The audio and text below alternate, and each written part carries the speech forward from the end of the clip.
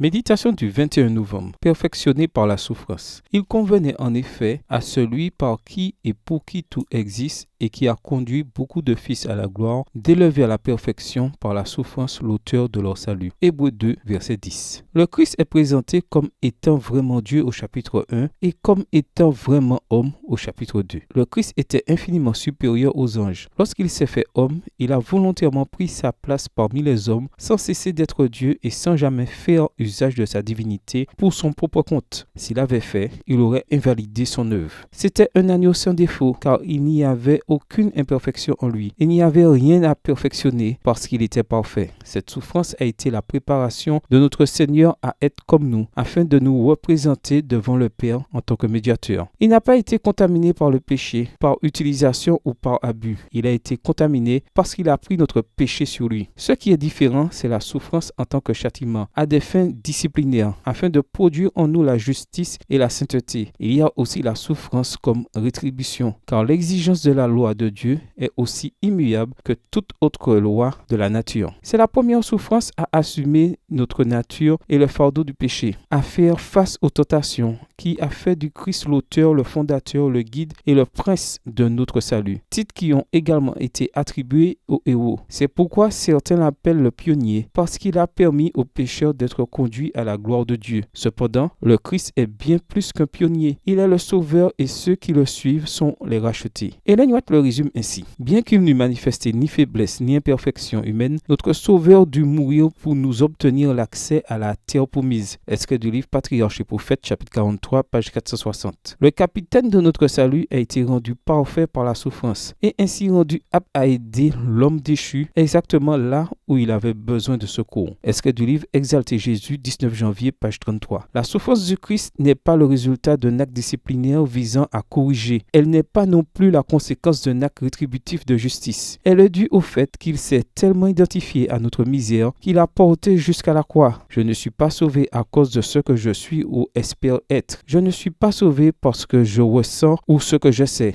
Je suis sauvé parce qu'est le Christ, par ce qu'il a fait et par ce qu'il fait pour nous. Phrase de Charles Spurgeon. Bonne journée à vous et que le Seigneur vous bénisse.